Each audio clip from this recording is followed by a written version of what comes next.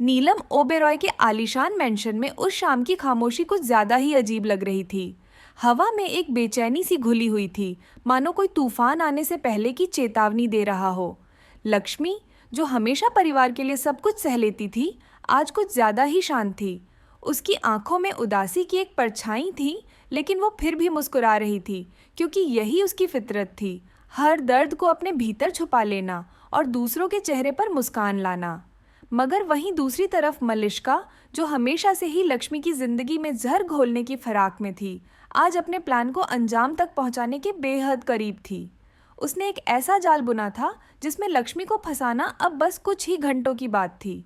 उसे पूरा यकीन था कि इस बार लक्ष्मी का नाम और इज्जत हमेशा के लिए मिट्टी में मिल जाएगी और ऋषि सिर्फ उसका हो जाएगा।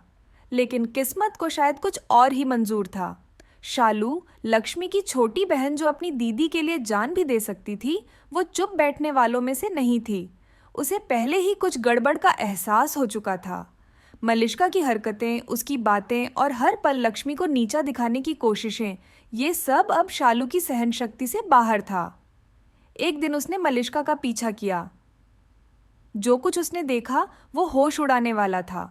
मल्लिष्का एक अनजान आदमी से मिल रही थी और बातें हो रही थी लक्ष्मी को बदनाम करने की, उसके खिलाफ सबूत गढ़ने की और ऋषि के दिल में जहर भरने की। शालू ने चुपचाप सारी बातें रिकॉर्ड कर लीं, आवाज़ें, तस्वीरें और सबूत, जो ये साबित करने के लिए काफ़ी थे कि मल्लिष्का सिर्फ एक चालाक औरत नहीं, बल्कि एक धोखेबाज साजिश करता है। अगले ही दिन नीलम जी ने पूरे परिवार को ड्राइंग रूम में बुलाया। माहौल सामान्य था, लेकिन किसी को नहीं पता था कि शालू आज एक ऐसा धमाका करने वाली है जो पूरे परिवार की नींव हिला देगा। सबके सामने शालू ने वो वीडियो प्ले किया। मल्लिष्का की आवाज़ गूंजने लगी। इस बार लक्ष्मी का खेल खत्म। मैं ऋषि को उसके खिलाफ कर दूंगी। उसकी मासूमियत अब किसी काम की नहीं। इस घर में उसकी कोई जगह नहीं। सन्नाटा छा गया। नीलम जी, जो अब तक मल्लिष्का को बेटी समान मानती थीं, उनके चेहरे का रंग उड़ गया। उनका गुस्सा सातवें आसमान पर था। ऋषि, जिसे सच और झूठ के बीच फर्क समझने में देर हो चुकी थी, उसकी आंखों में शर्म थी। लक्ष्मी कुछ नहीं बोली। उसकी खामोशी ने सबसे ज्यादा चोट दी। मलिष्का बौखला गई। उसने शालू पर झूठे इल्जाम लगाने की कोशिश की, मगर इस बार सबूतों के सामने उसकी एक न चली। नीलम जी ने उसे वहीं सबके सामने घर से बाहर निकाल दिया। और तब पहली बार नीलम ने लक्ष्मी की तरफ देखा, नफरत नहीं बल्कि अफसोस के साथ।